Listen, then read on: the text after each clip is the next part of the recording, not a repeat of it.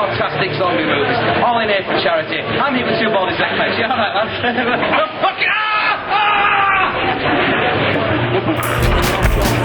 I'm sucking out your eyes, tearing all the muscles from your heart.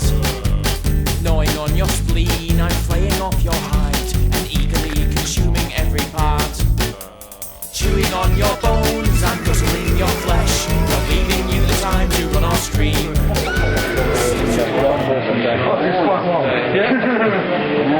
Hey, how we doing? How you doing? You alright? Brilliant, mate, brilliant. Thanks for coming. Yeah, of course. Thanks for organising it again. Oh no, we love it. I'm touching a zombie's wound. Thank you. Well, at least you've made some effort this year. I have. Pound shop budget, you know. At 12 noon, Dominic and Mark come onto the stage to kickstart this event. 12 hours of back-to-back zombie movies. Right, well, have we got an afternoon and evening for you, haven't we, Dom? Don't know, have we? Well done, everybody, for staying out in the horrible sun. Yeah, all the people, right, in the sunshine outside, yeah, being healthy, playing sports, all this stuff for a picnic. Stop you, right, stay here for an afternoon of depravity and grotesque violence. Who's with me?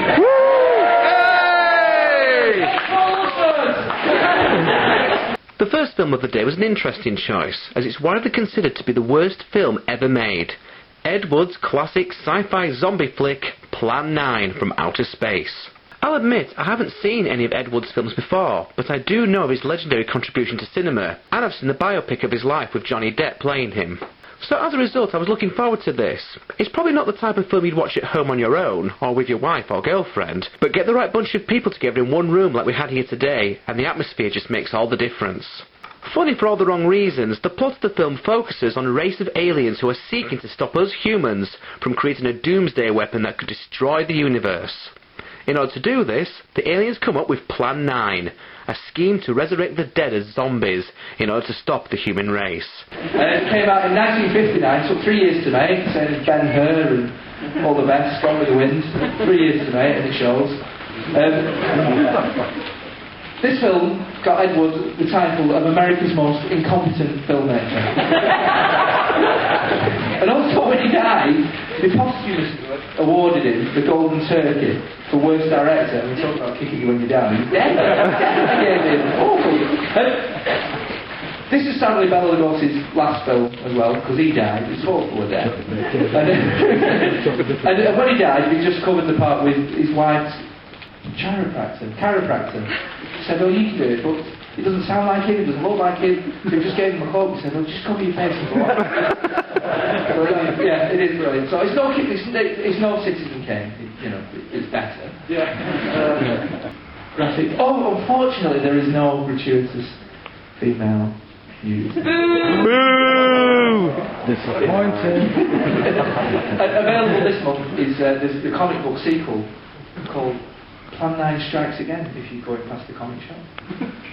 Interesting fact. The errors and inconsistencies in the filming alone would take up more time to discuss than the problems with the plot. Due to the low budget, many scenes were shot in one take with no editing. String is clearly visible coming from the top of the UFOs. Boom mics can be spotted in some scenes. Some actors can clearly be seen reading from the script and bumping into parts of the set waiting for their cue. And the opening narration helpfully informs us that future events such as these will affect you in the future as happened on that fateful day. What? What are you talking about? Mate, I can't stand the fuckers either. Almost nothing about this movie was done right, but because it's so obvious, because it's so laughable, because it's done with such sincerity, Plan 9 from Outer Space will always be remembered as one of the greatest bad movies of all time. You're probably wondering why would you want to see a film like this? You know, it's badly done in every single way possible. The acting is terrible, the sets are a joke. It's a shit film basically, but it's done with that much sincerity. It's done with that much conviction. It's a bad movie that's done so well that you can't just help but find it amusing. I mean, we were sat there laughing throughout the whole thing. I mean, in the opening credits there was a guy called what was his name? Dudley Manlow.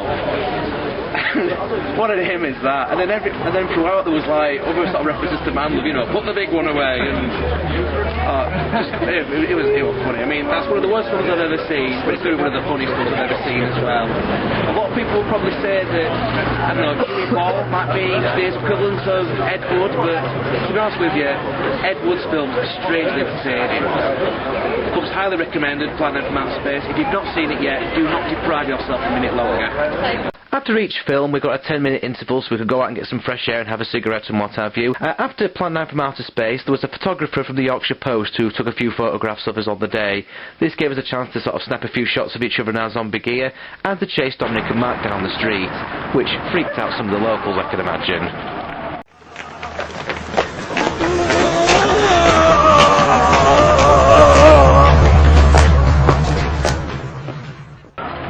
The second film at the Leeds Zombie Film Festival just shows that you can't have one of these things without a George Romeo film. It's Diary of the Dead, his first indie production in 20 years.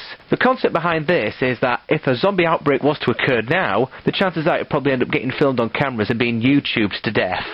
Sadly for the veteran horror maestro, the likes of The Zombie Diaries and Cloverfield got in there first, which stole a bit of its thunder. Well, now, me and Dom have a slight difference of opinion about this film, in that Dom thinks it's a bit shy.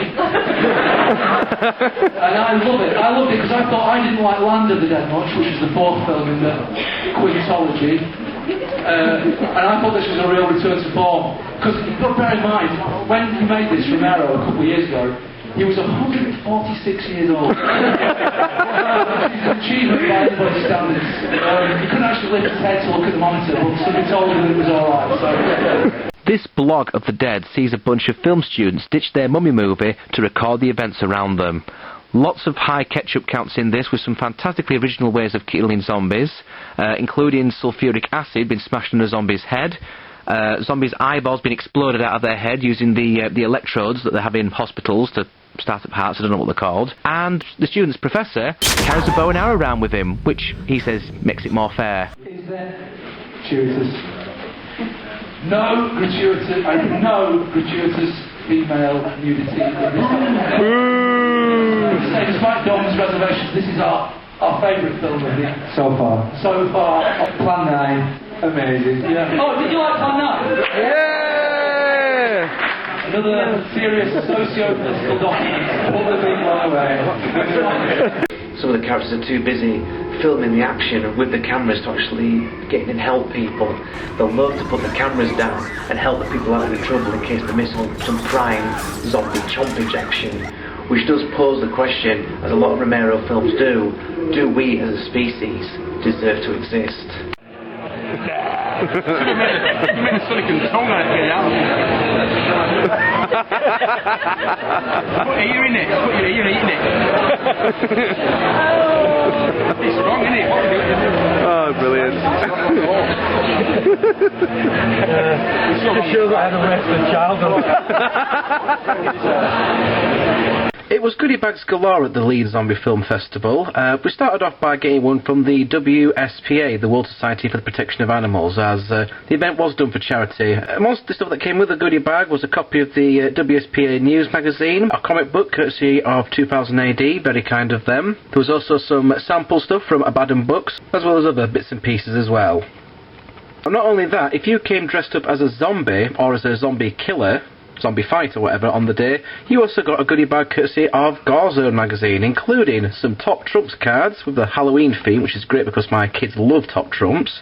You also got a signed, well, I got it anyway, I got a signed poster of the movie Mum and Dad. Now, I've not seen the film before, but it does look like it could be bloody good.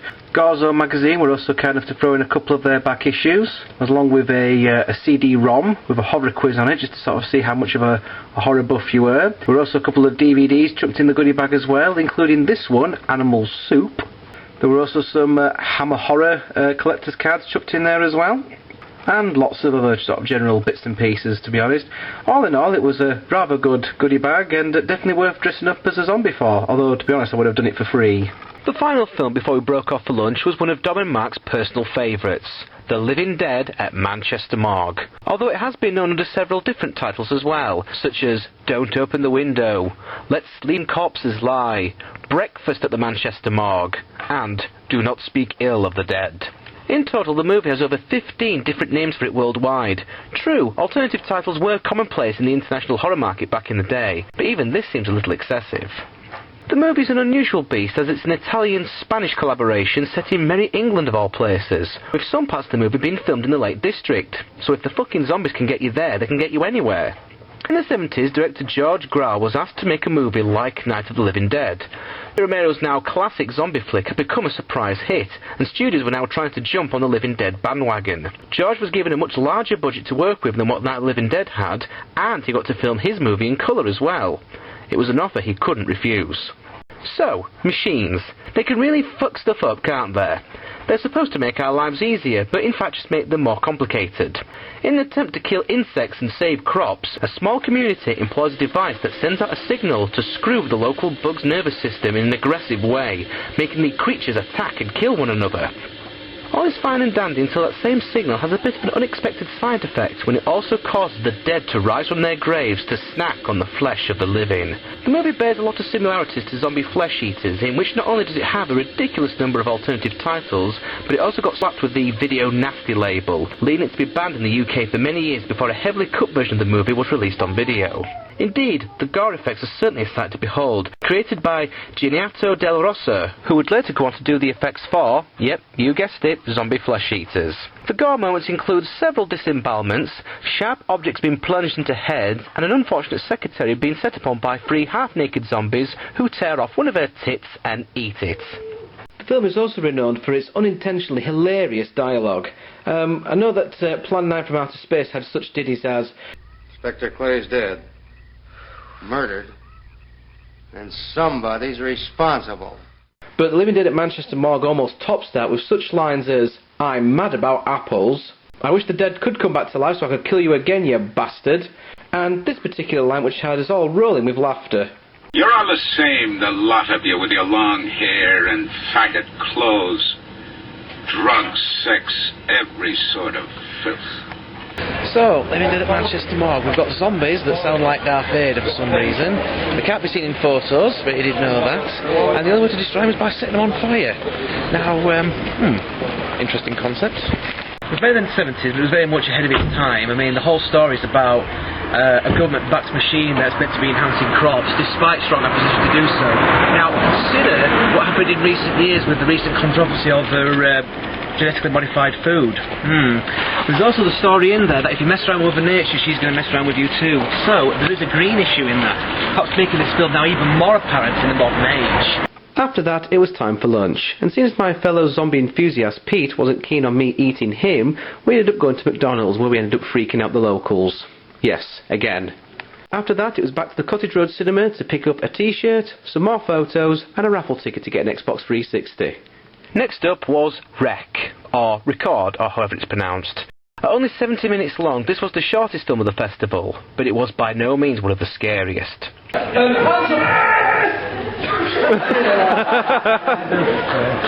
And he's actually a fully functioning adult. Rec, who's seen it? Who hasn't seen Rec? Yep, yeah. I've seen it. So many of you are for such a treat. For those of you who've not seen it, and those of you who have know what I'm talking about. It's one of 3 films that were made in 2007 that we're showing today. A good year for zombies. And the thing about Rec, right, it's directed, of course, by Valguero. Yeah. Thanks for your support. He was a documentary maker, interestingly, and you can tell that by, again, rather like Diary of the Dead, it's very handheld, but a very different technique. Zombies. Yes, thank you. Record is mostly shot entirely from the perspective of a handheld video camera, which captures all the moments as they happen in an apparent, for real, bit of filmmaking. A TV crew was shooting a documentary series on the late-night lives of firemen. Answering a routine call to an apartment building, the crew find themselves in a world of shit when one of the would-be victims decides to bite the chunk out of one of her rescuers. With cameras still rolling, the crew and residents must find a way to survive this zombie outbreak within the confines of the apartment, as they have been trapped, quarantined even, inside the building by the trigger-happy military. Simply put, this movie actually feels like you've been trapped in a haunted maze. Record isn't so much of a story as it is a ride, and what it lacks in substance, it more than makes up for in pure, dripping, terrifying style, with plenty of jump from your chair, fucking hell type moments.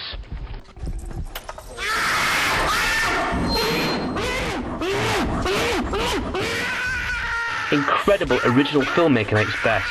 Creepy, scary, horrific, gory, unsettling, and disturbing.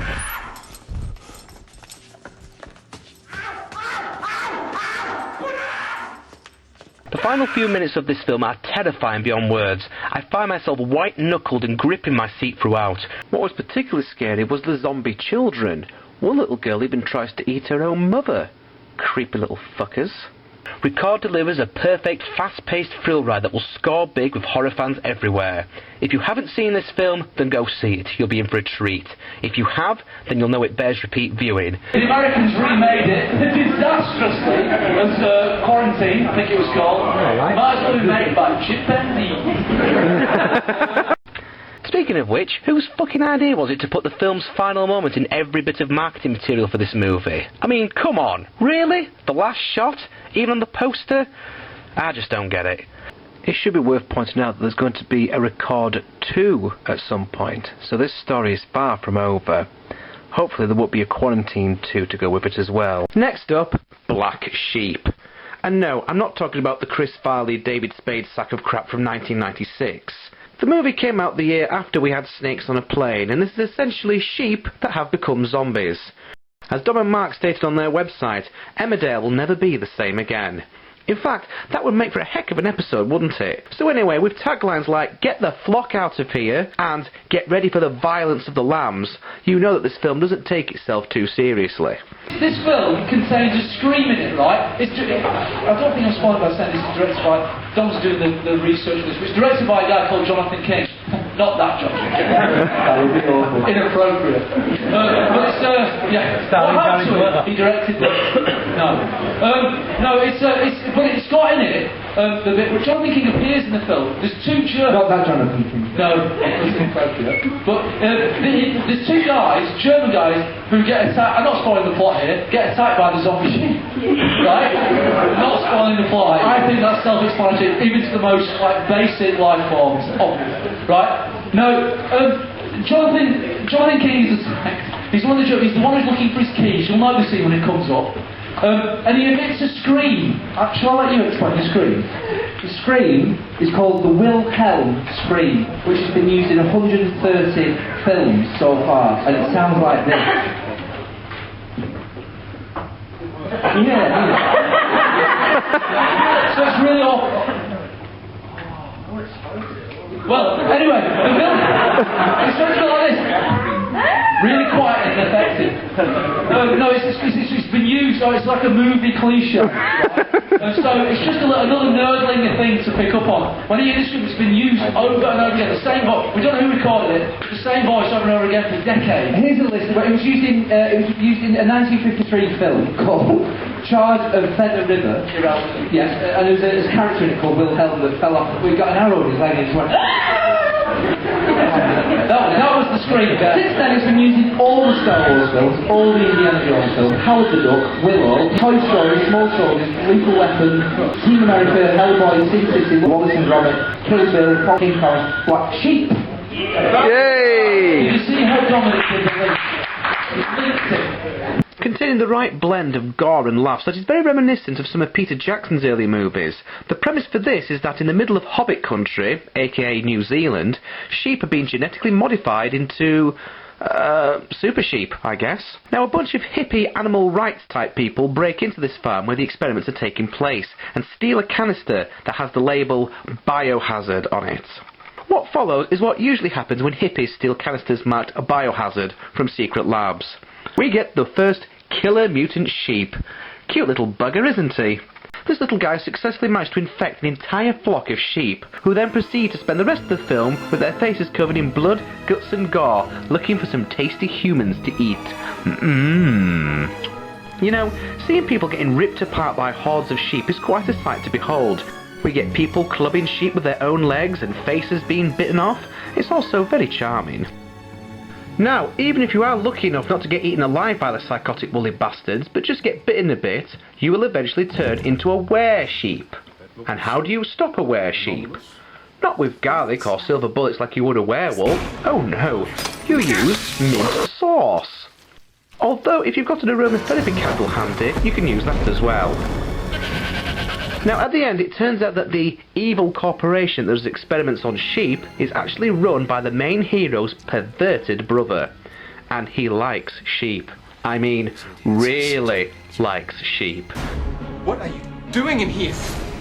You wouldn't understand. 2007 film, directed by Dominic. This is a film of sheer terror. Yay! People flocking to the cinema. Yay! So you wouldn't you like anyway, it's very boring. And here's a couple of reviews for it. Refreshes the overdone zombie genre. How can you overdo a zombie genre? It's impossible. If every single film was a zombie genre, you couldn't. This is ridiculous. You don't answer that. That's a sort of like just a I question. just really let me angry. How can you overdo that? Anyway, another review. 0 out of 10. Only puerile adolescents will view this collection of squishy, grotesque. Yay! Woo!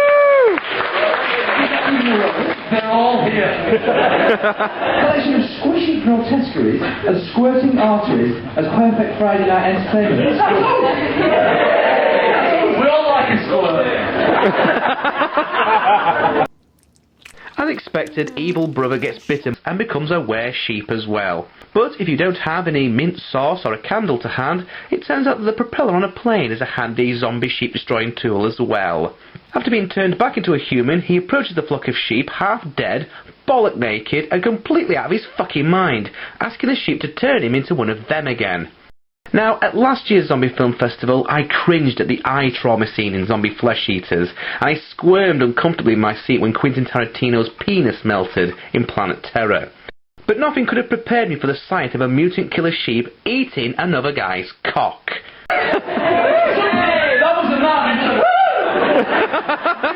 You know, I'm probably going to get into trouble for having this picture here, so let's censor it. Yeah, that hasn't really made a difference, has it?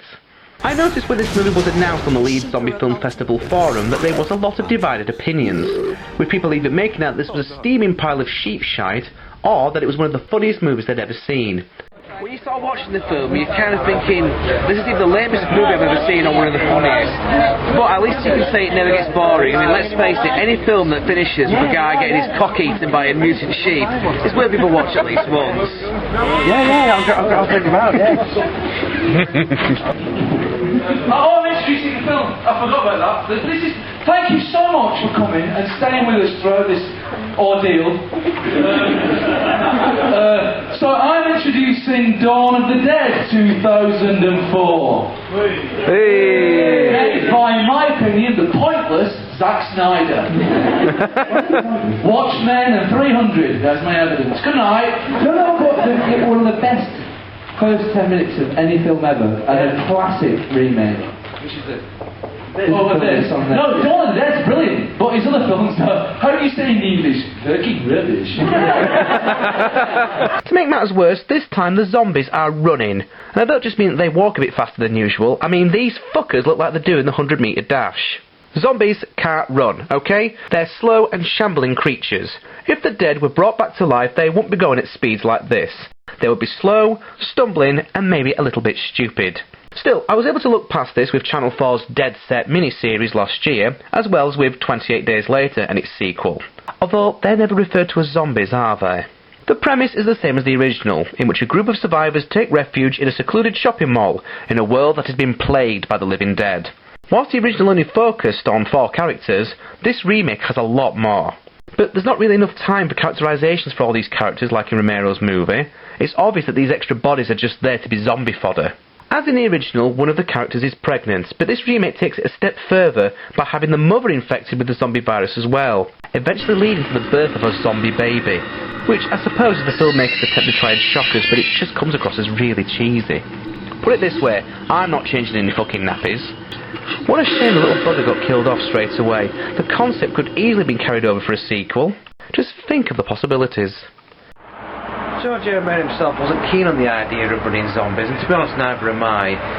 Also the fact that all the characters seem to be all toted up with shotguns, and that it actually plays more like a video game more than anything. But as soon as a zombie pops it up on screen, he gets his head blown off straight away before he can pose a real threat. I would have liked to have seen Shaun of the Dead festival instead. I actually mentioned this to Don and Mark at one point, and they did say they were going to try and get that for the 3rd Leeds Zombie Film Festival, so yeah, they're already making plans for next year. Anyway, the lineup probably wasn't as strong as what it was last year, but nevertheless it was a fantastic night. The venue was better than City Varieties last year, comfier seats, my ass is as quiet as it was what it was last year. And I'm already looking forward to if they're doing this for a 3rd time. It's drunk like a maniac as usual. So, until now, until later, this is the Big Daddy D signing off. The 2nd Leeds Zombie Film Festival is going to get a resounding 2 thumbs up.